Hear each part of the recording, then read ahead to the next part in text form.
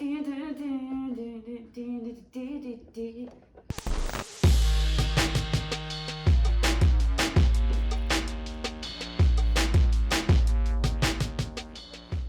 guys, and welcome to Trauma Time with Tony Quinn, where we go through all the journals I've written from the age of 12 to the age of 33 and track my journey to addiction, to anorexia, and finally recovery. Let's dive right in. What? I delivered it. Yes! Oh yeah. Okay guys, so we finished my first journal in the last episode, and it was kind of just a run up to how everything changed for me. We went through my first year of high school, where I was kind of booted out of the popular crowd for being a little bit too weird, a little bit too different. And now we're going into my second year of high school, and this is when everything changes. This journal is hilarious. It's hilarious, but it's also a little bit sad because you start to see like where things kind of, go wrong for me, just a little bit wrong for me. So I'm starting on the 30th of December 1999 just to make Ryan uncomfortable. There is no other reason for me reading this entry than to see how Rhino reacts. I'm joking, I know you're totally fine with it. Okay, 30th of December 1999. I'm in London at this point, okay, and all my friends have kind of dismissed me, so I'm rediscovering, I don't know who I am and trying to forge this identity for myself. And I wrote, Dear Heart Diary, because there's a heart on it. So I named this diary Heart Diary. I think I only did that for like 5 pages and then I stopped. You won't believe what happened. I got a huge surprise today. I felt so sick, and tonight I got my period. That sucks. Well, I'm happy and all, but well, thank God I'm in London, because if I was in Cape Town with all the girls from school, it would have sucked. It would have sucked. There must be a reason we came here. Well, at least I can have a baby. He. Oh wait, I actually don't want one. I know I'm young to decide if I want a kid or not, but I honestly don't ever want one. Still true to this day. You only got 2 babies. I've got 2 babies and they're sitting there lounging in the sun, cleaning themselves. Kitties. Kittens. So I thought I would just read that because I think it's sweet. And I hated it. I remember that day I got my period and I went to my mom and I told her, and she told my dad, and I asked her not to tell my dad, and she told my dad, and he was all happy and I was all depressed because she told my dad. That was the whole story. Thought I would share that. How does that make you feel, Ryan? I feel okay with it. I've got no issues with menstrual cycles. With the normal human body, female body. Ryan, are you ready to see how I become Rebel Tony? As ready as I will ever be. Okay. First of all, I'm not going to read through quite a lot. Basically, in this beginning part, I want to talk about how when I went back to school that year, I was shunned from the popular group, and I had to kind of make new friends and find my a new way around everything. And for example, there was a girl I went to school with. I think I called her Trisha in the last video. Yes. Trisha, I became friends with her. She became friends with my friends, and she kind of pushed me out of this group. So, dear diary, Trisha is so conceited, it's not funny. She totally ignored me today, and I don't know why. No one is talking to me anymore. I think I need to write more about what's going on. And then I started speaking about boys in my school, because apparently that's what's going on. So you can tell, like, I slowly just got kind of shunned. Why were you shunned? Well, according to them, I was too weird to be friends with them. They let me know when I was in London that I was too weird to be friends with them.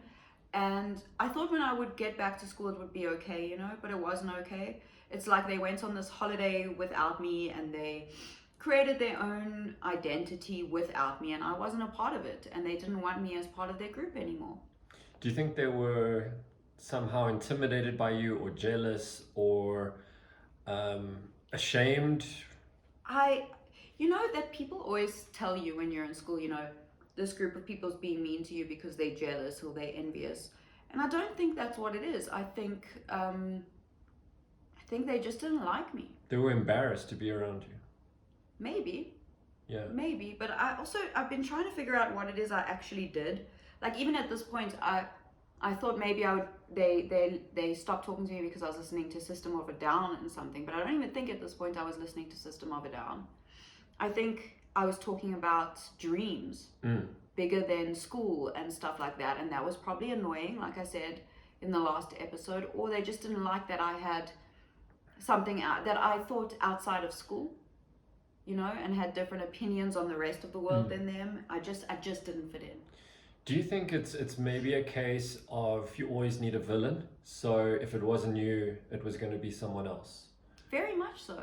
That's actually a cool way to look at it. I do think that. And you know what? They kind of painted me as this villain they didn't want to be friends with. And again, I played that role. So when they said you're too weird for us, I became too weird for them, you know? I was like, if that's how you want to identify me, I'm going to be that. You want to vilify me, I'm going to be the villain. I've actually said that line before. So in Girl Interrupted, Lisa says, I'm playing the villain, baby, just like you like. And I said that to someone once in a fight. Before you even saw the movie? Oh no, the movie is based on me. After I saw the movie, but I totally stole that line. I've always wanted to use it, and I used it. Yeah, so I think that is interesting. I think, yeah, especially in popularity groups and peer groups, it's kind of like maybe you were the easy target because you were a little bit different. So, so then it was like, because if there's no villain, who do you gossip about? Who do you project onto? So yeah, you were like the little punching bag in a way. Exactly. And what's weird is I also never considered myself pretty then. So I don't know if I don't know how they saw me, and I think maybe they didn't want me as part of their group because I didn't look like them, or they thought I stood out. And I don't know which one it is because my perception of self is so distorted, and I think I didn't fit their beauty standards. I think I had a darkness to me that they didn't identify with. Well, I think maybe then there is an element of jealousy as well, because I don't know, just for me, when I was growing up, also teenager, in high school, the slightly different one always had an edge over, you know, even if you were good looking and popular, it was always the one person who played guitar or like hung out by themselves, and they had like the long middle path. Oh yeah, the step, bro. There was always that person that had a little bit of an edge, and they were easy targets to pick on, but there was also an element of like, that person knows how to play guitar, or they know cool bands, and a lot of it was, you know, a sense of jealousy and like, I don't know how to play guitar, I don't know cool bands or whatever. So maybe that came into it as well. Yeah, that very well might have been a part of it. It's just hard for me to kind of figure it out, because I think I've created a story in my head about high school, and I've blocked out a lot of stuff. So for like, a part of me thinks, you know, I question the reality of it, and if I am dramatizing this in my head or if I'm not dramatizing this in my head. But to be honest, the journal makes me think I'm not dramatizing my experience, because it's pointing out everything I kind of remember. This is very interesting. This is on the 11th of February, 1999. Remember this name. Ryan, remember this name. I already made up a name for this person in my life on the TikTok channel, so I'm going to use the same name. Dear Diary, well, I think I really like someone. Okay, not like. It's love. This guy named Ronald, he's 2 years older than me. No, 1 year older than me. Sorry, that's a one. He's got it. I spoke to him on IRC, okay, which was like social media back in the day, and I put his nickname here, and it's the worst. He had the worst nickname. It was even worse than mine, and mine was Attraction. Anyway, we spoke on Merc. He knows who I am, and I can't believe he knows who I am. I know exactly who he is. He's so cute and so well known, and he's so funny. He introduced himself to me on Saturday night, and I'm so nervous to speak to him again. I want to kiss him. Maybe I will kiss him. Hee, it's going to be so funny.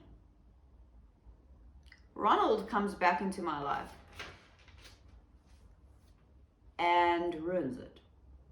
But, there's more. I don't remember this. Go. Sick. 13th of Feb. 2000. This is in 2000 now. Dear Diary, I met Ronald again. I love him, because you know when you meet someone and you love them immediately, and there's no question about it. I loved Ronald. He told me on Merc that he kind of likes this one girl in my year. And then he said he doesn't like her because she's being horrible to him and he wasted his time on her. Interesting. Then he said that he can't believe he is still on Merc and he is still talking to me because he wanted to go to sleep, but he still wants to keep talking to me. Oh my God, this is so confusing to read, guys. I love him. I can so relate to him. And he is like the only guy I can carry on excellent conversation with as well. He is so damn sexy. And then I put my name and his surname and wrote grrr. Hee, I bet he is thinking about me right now, because it's only natural. Valentine's Day is tomorrow, and I wonder if he's going to get me everything. I love Ronald. Love always, Tony. I like how you said excellent conversation. Excellent. Like excellent. a Mr. Burns villain. Excellent. Excellent conversation with Ronald on Merc with his stupid nickname and my stupid nickname. Did he bring you a Happy Meal? Where, for Valentine's Day? I don't think I got anything. I don't think From I got Ronald anything. McDonald. From Ronald McDonald. Oh, I just got your joke. Sorry, Rhino. Sorry, it took me such a long time. Oh. Okay.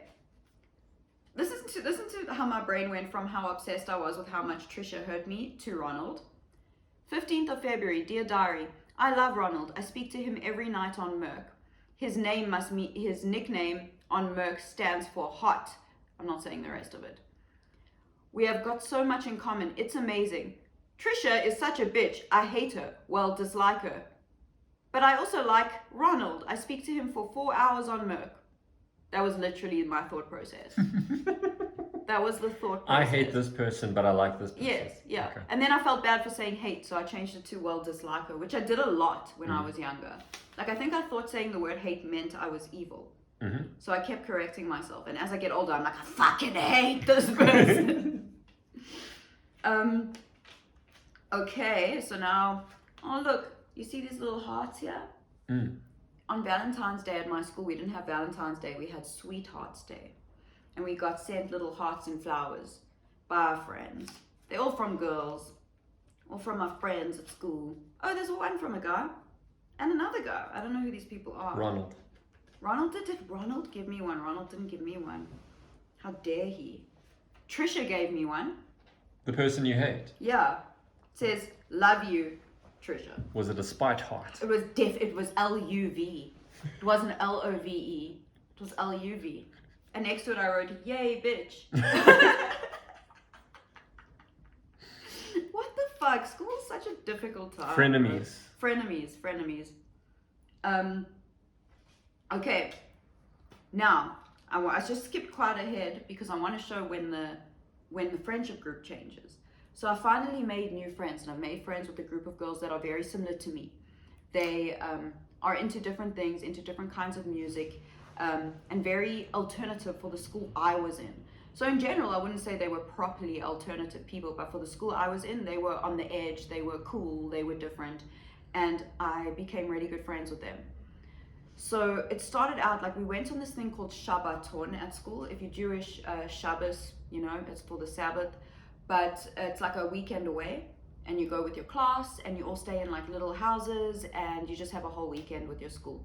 And usually I would go and stay with the popular girls and stuff, and they didn't want me in their room. So I didn't have a room to go in. And then I ended up with a bunch of these girls that I started connecting with really well, and I listed them all here. And I started to embrace that and think, this is where I'm most comfortable. This is who I am, and these are my people. So I listed all of it, and then I wrote, Trisha is such a damn bitch, you have no fucking idea. They told me they didn't want me in their room with her, but it's okay, I made better friends now. So I was literally like sidelined. Sorry, I'm smiling because this is showing me that my memories are real. I can't explain, like I question myself a lot with what's true and what's not. So it's real. Trisha did, she like literally kicked me out of my own group of friends, but I'm glad she did, obviously.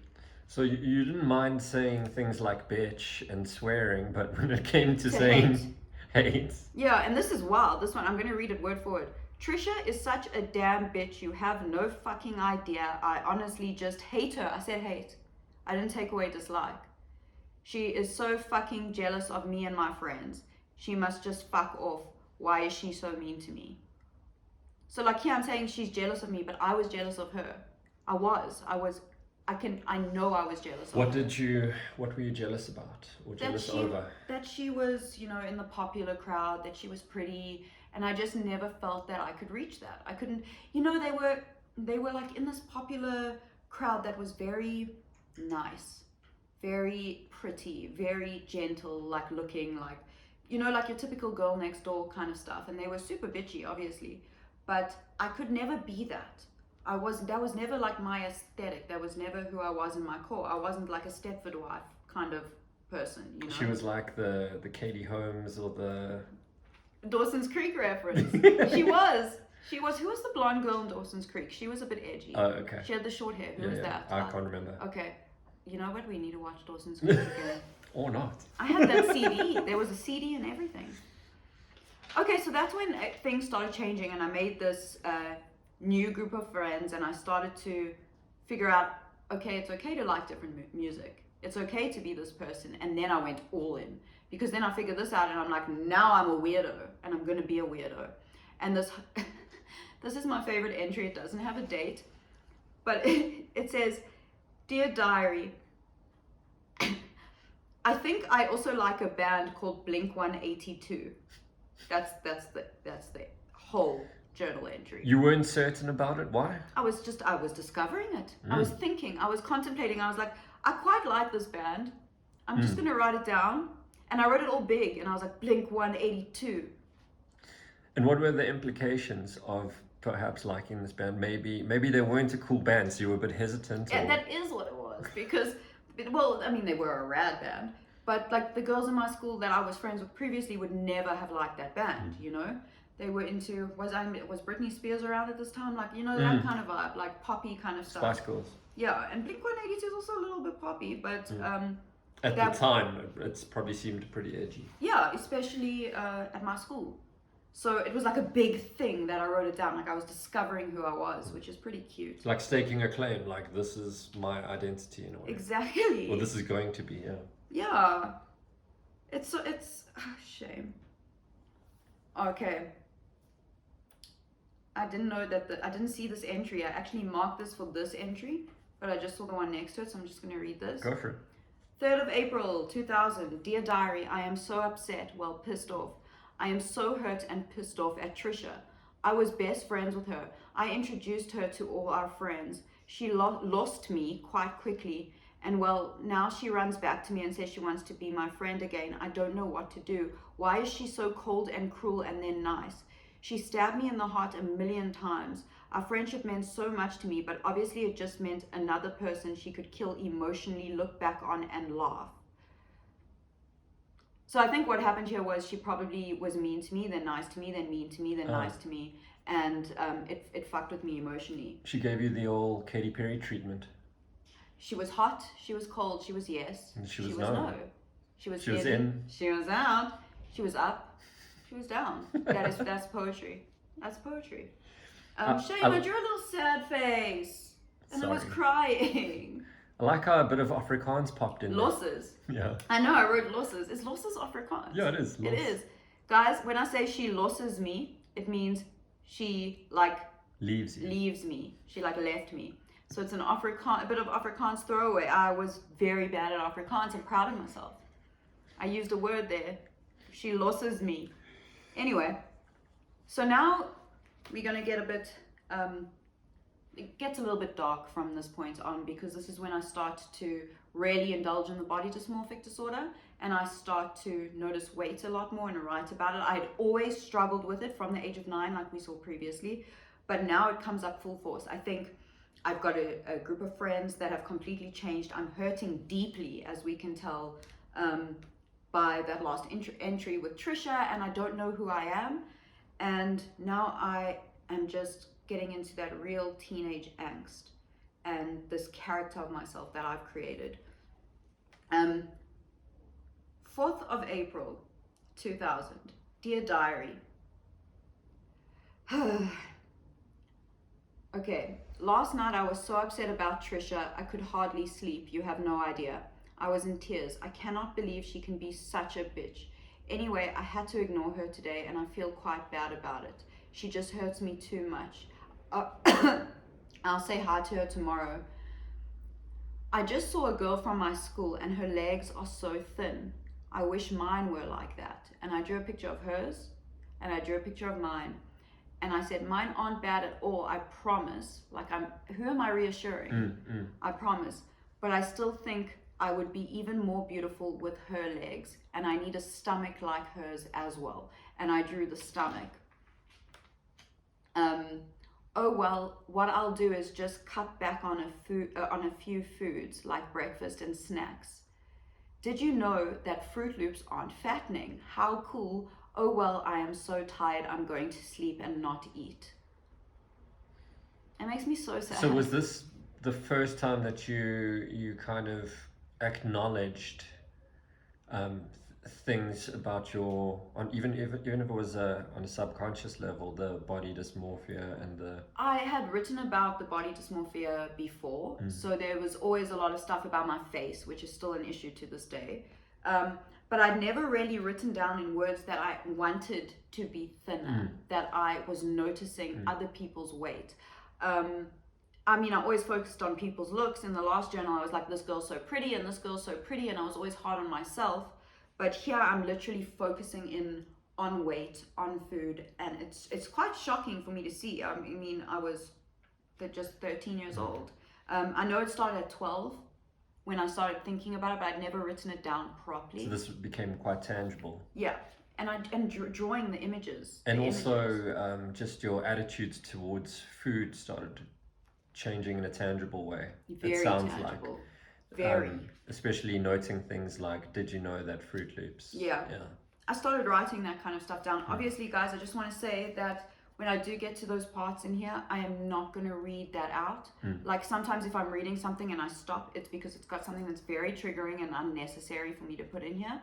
So I won't say it. So if I stumble over something, it's just because I'm protecting you.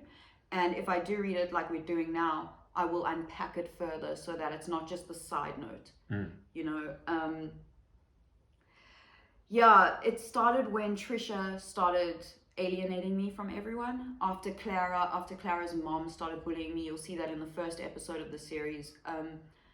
I just started hating myself so deeply and really, really felt victimized. I was like, what did I do to have this whole group of girls who had like immense power at the school be so mean to me? And I still to this day don't understand it. I'm grasping at straws, being like, okay, maybe they were jealous, but of what? Or I was too weird, but was I too weird? What didn't they like about me? I don't know. They just didn't, you know. And like you said, maybe they needed a villain. They needed someone to vilify or alienate, you know. I wrote a lot about that, but now the eating.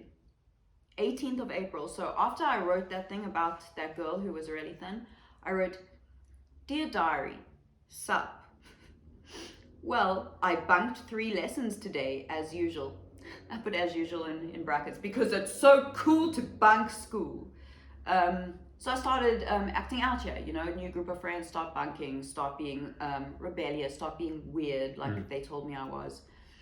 So me and a friend of mine were talking, I'm not going to say her name, it's irrelevant, and decided that the girl I spoke about in the last entry is so thin because she smokes. So, well, we decided we have to try it. And we're going to Santon City tonight, the mall where we used to hang out, to try cigarettes. I know it's bad, but I want to do it and I want to look like that girl. The reason I started smoking was because I thought it would make me lose weight. Fucking dumbest. You know, Ryan, if I could go back in time and change anything, I think I would change myself picking up a cigarette before anything else, because that is harder for me to quit than fucking meth was. It's harder for me to quit than alcohol. And I wish I could go back in time and slap myself, like literally slap myself and be like, first of all, it doesn't do that. Second of all, you are destroying your entire body. You know, like stop it. And it's the hardest thing for you to quit. Like it makes me so frustrated that the reason I started smoking was that logic. And it was probably because of what we saw in magazines. Back then you could advertise cigarettes, you know. And it was always these beautiful girls smoking cigarettes, and I wanted that. I wanted to be like that. And it's so frustrating to read that that is the reason I started smoking. Anyway, now gets funny. Okay, 19th of April 2000. Dear Diary, you think I did it? Well, actually, this is what happened. So I write this whole thing about what I wore to go to Santon City. And then we went to a sweet shop and we got Benson & Hedges Special Mild cigarettes, a box of 20s. We went down to the Gucci store. There was like the store in Santon, the Gucci store, and we stood behind it and we took our first puff, and then it led to the whole cigarette. He he he. Thank God I brought my perfume with me. Woohoo! Then we sat down and were chewing gum, and as I turned around I saw boys from school there. Fuck, the one was my cousin's friend, and he said my name and he knows who I am, and he asked me if I smoke, and now my cousins are gonna know I smoke. Oh my God, that's so bad. Anyway, so I write this whole thing about smoking a cigarette. And what were you wearing? Were you wearing Skechers? You want to see? Let's see. Ooh, okay. I wore just jeans, dark, my new boots, Buffaloes, and black and white Morgan top. Do you remember Brilliant. Morgan? No. Morgan was a girl's Brand. shop, and it was just And you what know, was- like Guess, Yeah. where it just says the name across. What was your perfume? Was it like... I actually did say the name, Little Pleasures. My Little Pleasures perfume, and I drew the logo. It's like, I don't know what it is. I don't know where the fuck is. Because remember, Playboy was out then. Playboy and Playgirl. Oh my God, yeah. And Deodorant. And Charlie, yeah. Charlie, what was the number one? Calvin Klein. Yes. Calvin Klein. That was the one that everyone wanted. Well, I told my cousins Terry and Karen that I did smoke. So only 7 people in the entire world know. Well, I promise you this now. I will never become addicted ever. Exclamation mark, exclamation mark, exclamation mark. That's for sure. It's like getting a tattoo. It's cool when you're younger, and when you're older, even 30, it sucks. Do you have any tattoos? So put the two together. And you get an uncool habit, which is deadly, and that is so true.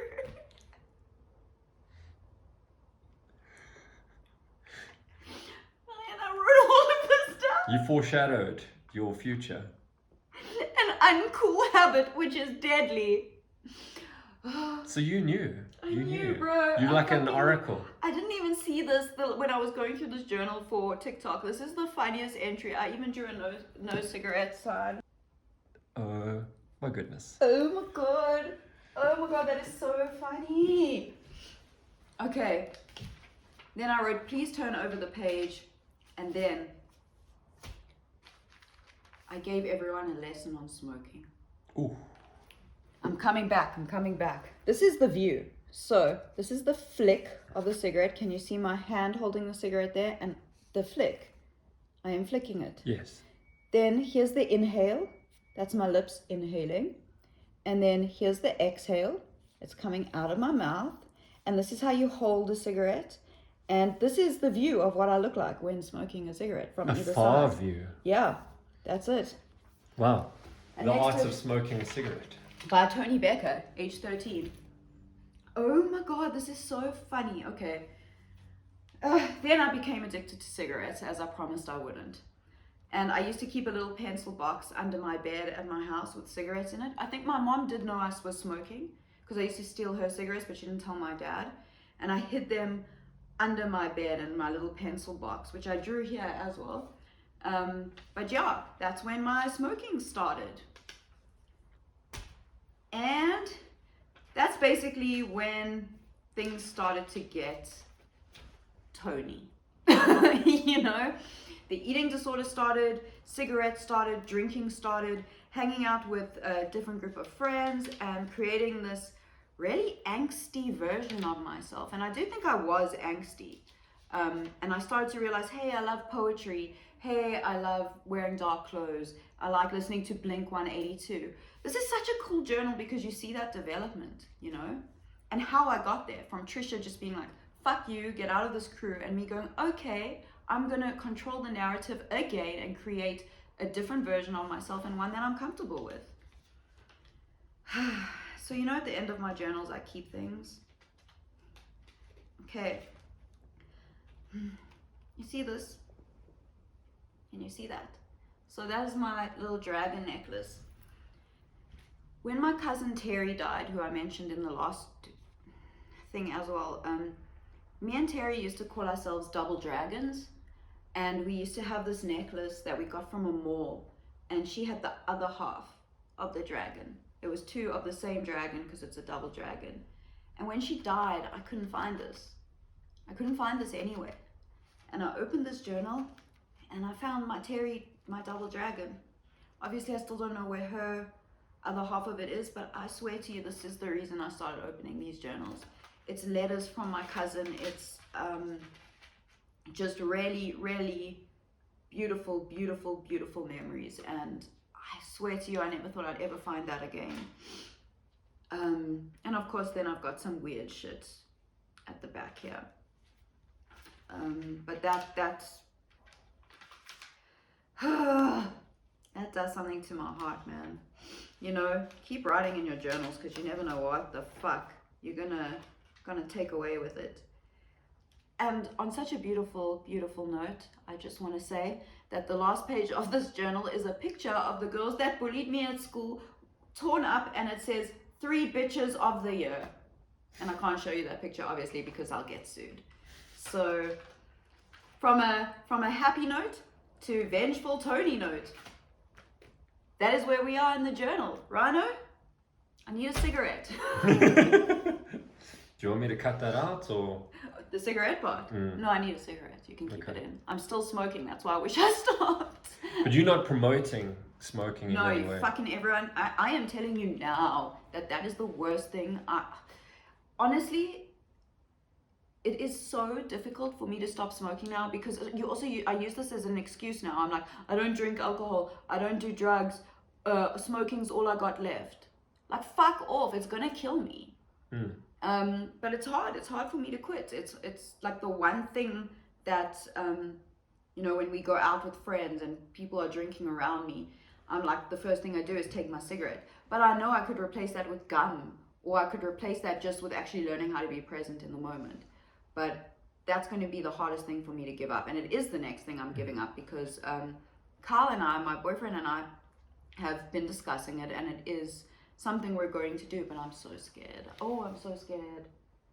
And I promised myself that I wouldn't get addicted to cigarettes and tattoos. And I got addicted to cigarettes and tattoos and methamphetamine. The fuck? What did you say? Deadly combination? I said they're both deadly. Apparently tattoos were deadly. According to 13-year-old me, tattoos are incredibly deadly, deadly things. I have a question. So you said 3 bitches of the year. Was that tied for first place, or were they in order? Oh, no. Okay. So first place would be Trisha, I'm sure. Then Clara. And then Shame. Some other girl's actually quite nice. She must have done something to me. Oh, no. Wait. Oh, this person immigrated. I don't know that. I don't remember. She got the bronze medal. She got bronze. She got bronze. Oh, and then like, I wrote next to their pictures, like I scribbled there, like hate. Like, how could they do this to me? Blah, blah, blah. What did I write here? Evil dream, poisoned by terrible, threatened by death. What the fuck, Ryan? Bring him back. Die, motherfucker. Where evil, malevolent dream, poisoned by a terror, threatened by death, as no man could ever know the truth. Am I quoting Shakespeare, or am I having a nervous breakdown? In your handwriting. It's my handwriting. I drew a devil. Poisoned by death. That's all wait, I kept writing evil dream, poisoned by a poisoned and threatened by death. Could be a Shakespeare. I feel like it would be, knowing me. Yeah, so maybe Google that. Wait, I have to see. There's something here. Oh. Dear diary, my uncle gave you to me. My uncle obviously bought me this diary. I was like, something is revealing itself to me. And then the diary's like, dear Tony, thanks. Don't. Oh man, that's an interesting one. Thanks for the update. I want someone to please, like, if I'm going for regression therapy because what the fuck? Oh, sorry, what the fuck? There's no way you could see them. No. I got another Scorpio thing I Let's stuck read in it. there. Okay. This month's new moon forecasts a fresh start for Scorpios. Meanwhile, love planet Venus is stirring up a whole load of passion in your life, which means a bonfire night party that will go with a spa. That is so specific. Why is it so specific in these magazines? Like, on this day, you're going to go for a bonfire night party. Maybe it's a metaphor. It probably is, but like the way it's worded. Wait. And at the end of November, an old photo, letter, or souvenir reminds you with a pang of times you'd almost forgot. Read it. But this happened now. Oh, shit. After a good old reminisce, though, you should realize the past is exactly where the stuff belongs. Keep the memories, but realize it's time to move on to better things. So that ends the series. On that note, like and subscribe. On that note, like and subscribe and see what happens as we head into Tony losing her mind in high school. Thank you for watching, guys. Please like and subscribe, do all that kind of stuff. Check out the TikToks. And I just want to thank each and every single one of you for coming with me on this journey. It's not easy, it's really difficult. This journal was fun, it was hilarious, and I just taught you how to smoke, which you probably shouldn't do. So thank you, and Rano, thank you for being here, and I will see you all in the next one. Peace! It's just not natural anymore.